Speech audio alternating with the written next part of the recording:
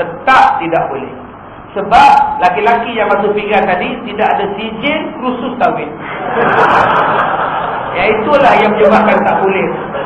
Kalau dia ada hari ini juga dah boleh lah. Tapi macam kita tambahkan rukun nikah baru, mesti ada sijil korosot. Itulah yang tak boleh pula. Boleh tak? Walaupun tak ada sijil korosot? Boleh. Tapi dah kita nambahkan rukun, jadi mesti elak lah. Baik, yang mana dah kahwin dengan bapa kita, yang mana dah kahwin dengan mak kita, maka dia batal. Dia tidak batal air semayang. Dipanggil bapa tiri, mak tiri, tok tiri, tidak batal air sembahyang. Jadi tuan-tuan dengan anak tiri tuan-tuan tidak batal. Okey, dengan bapa tiri tuan-tuan tidak batal. Auratnya macam mana? Sama juga, pusat sampai ke lutut. Itu yang haram kita kahwin. Bapa tiri dengan mak tiri, tok tiri dan opah tiri. Ustaz, saya ulang balik. Ya. Perempuan yang diceraikan suami beberapa minit selepas nikah, dia tak ada edah. Tapi perempuan yang diceraikan suami beberapa minit selepas nikah, tetap ada edah. Sebab dia mati. Ya, dia mati. Melainkan kalau dia perempuan mengandung. Perempuan yang mengandung dan mati suami, yang tu tak payahlah tunggu 4 bulan 10 hari. Dia kena tunggu sampai dia bersalin. Tuan-tuan, isteri tuan-tuan mengandung. Isteri tuan-tuan mengandung. Bila isteri tuan-tuan mengandung, tuan-tuan mati, eddahnya bukan 4 bulan 10 hari. Eddahnya ialah sampai dia bersalin. Katalah tuan-tuan mati, isteri mengandung sebulan, maka eddahnya sampai bersalin. Bukan 4 bulan 10 hari.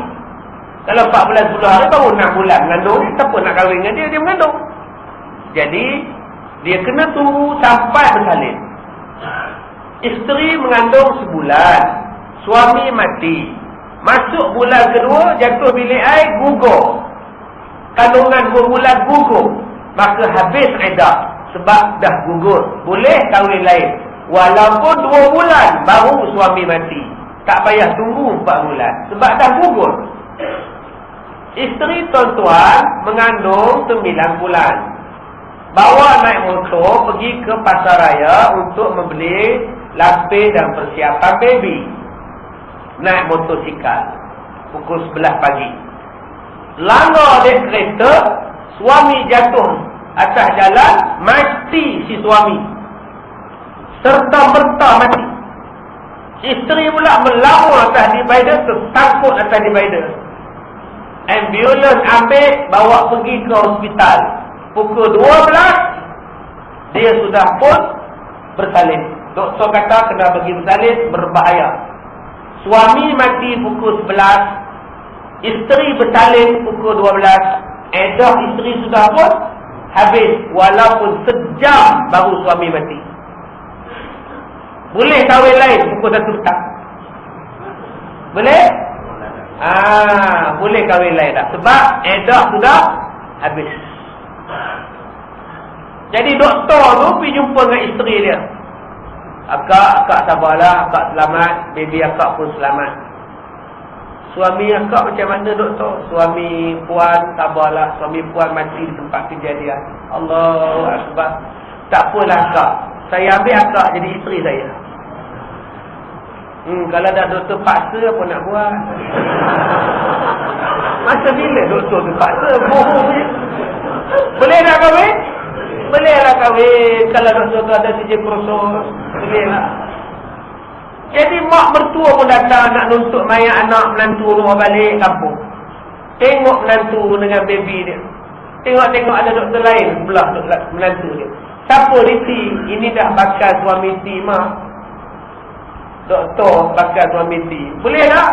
Boleh lah. Sebab dia sudah pun habis iddah. Walaupun baru sejam. Suami kamu tak ada mandi lagi, belum sempat ke bumi, dah kamu gatal nak nikah lain. Rezeki jangan tolak, maaf doktor. Hukumnya sah tentu ya. Baik, habis. Okey ya, selesai bab yang pertama. Bab yang kedua, IPA 2. IPA 2. Haram kita bersalam-salaman dengan IPA 2. Haram melihat auratnya, walaupun dia ada IPA ataupun dia kakak IPA. Ini cerita, ni kes-kes dalam kondisi yang biasa. Ya, situasi yang biasa-biasa. Tapi kalau situasi yang darurat, boleh pegang.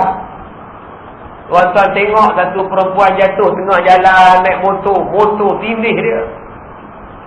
Motor tindih hamba Allah tu, boleh angkat motor, bawalah hamba Allah tu ke tepi ke, pegang dia ke, boleh. Jangan bila dia jatuh tengah jalan, tolong, tuan-tuan pergi dekat dia, haram pun. Sabar ya, sabar. Mana boleh macam itu? Bahasa itu tak ada lah, bolehlah pegang dia. Yang guna tabak lah pegang dia.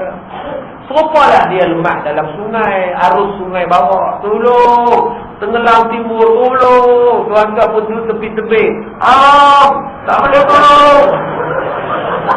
Besok keluarlah paper, seorang lagi perempuan mati lemak, tuan-tuan. Maka pada masa itu terjunlah, selamatkan, tidaklah dosa. Serupalah jadi doktor pun, pegang tempat sakit. Makcik ni doktor, luka makcik makin teruk, luka ni macam mana nak buat? Selak kaki tu makcik, tak mana lukanya, mesti tengok. Pegang, tak apalah. Kaki makcik ni doktor, dah kena tir tadi, terpelah ni macam mana nak buat. Makcik buka baju, mesti tengok. Apa kena-mengena buka baju dengan kaki yang luka? Yang tu tak boleh.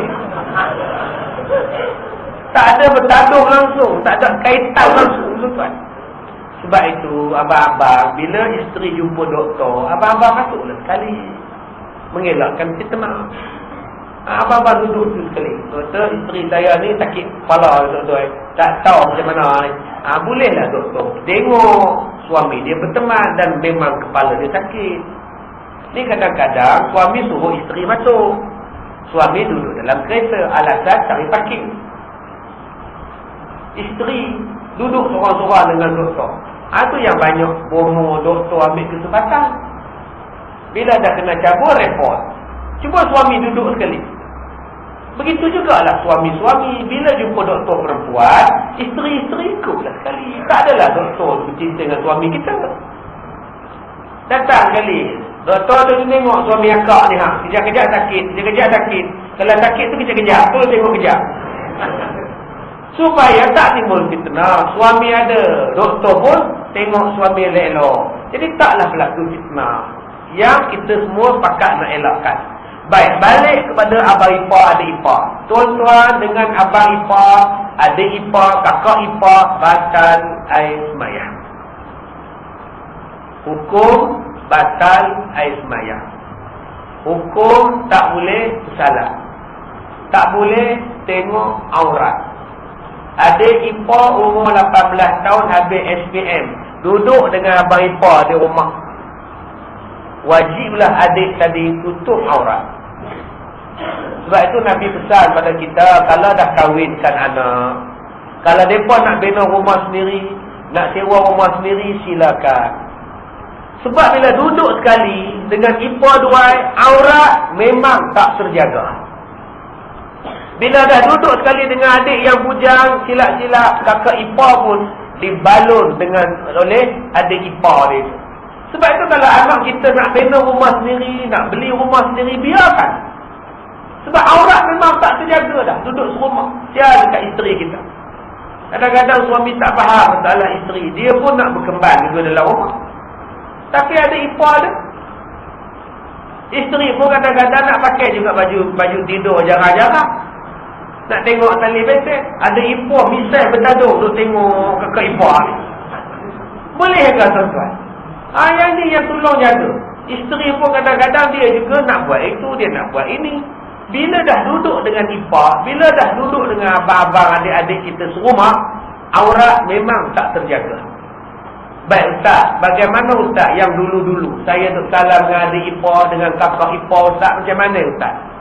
Yang dulu-dulu, Ustaz duk ingatlah. Yang akan datang, tolong sebut. Siti, awak dengan abang batal air semayang. Awak ada ipar.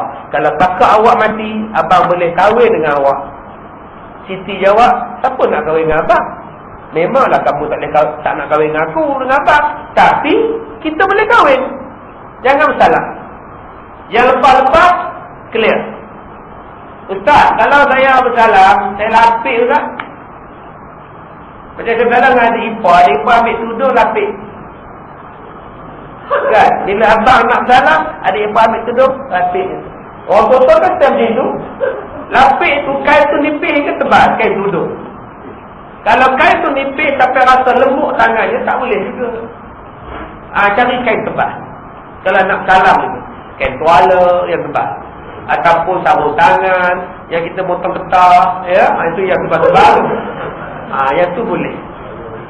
Yang tu buat welding kan, yang tu tak apa. Salah lah macam mana. Tapi kalau rasa lembut sangat tangannya, tak payah. Senang cakap, tak boleh salah. Yang kedua, yang tak boleh bersalam ialah biras-biras yang bukan jantina dengan kita. Yang ketiga ialah kalau suami, mak saudara belah isteri. Kalau isteri, bapa saudara belah suami. Abang-abang ada isteri. Isteri abang-abang ada mak saudara. Mak saudara isteri dengan abang-abang batal air semayang. Yang ni banyak orang balik kampung dia buat. Dia jumpa maklum isteri, makngah isteri, dia bersalam dengan makngah maklum isteri. Salah. Tak boleh. Ustaz, isteri saya ada bapa saudara Ustaz. Ayah mertua saya ada abang Ustaz.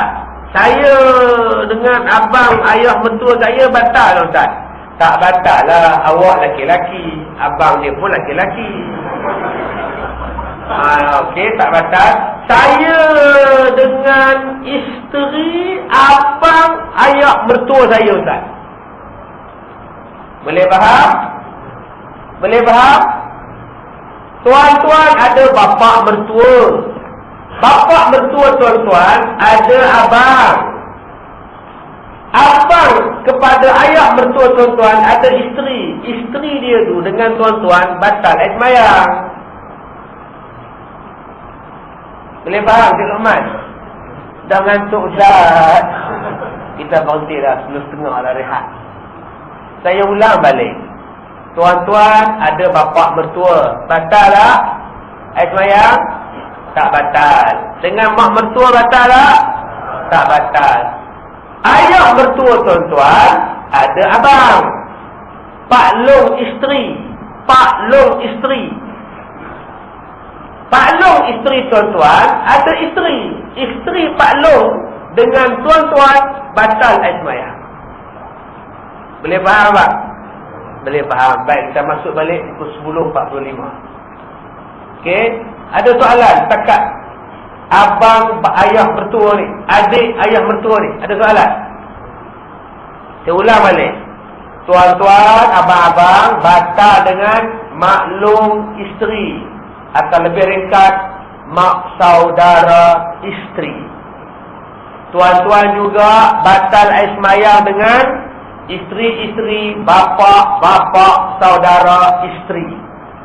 Akak-akak pula, saya tengok video lah, akak-akak pula batal air semayang dengan pak long suami, bapa saudara suami, semua batal.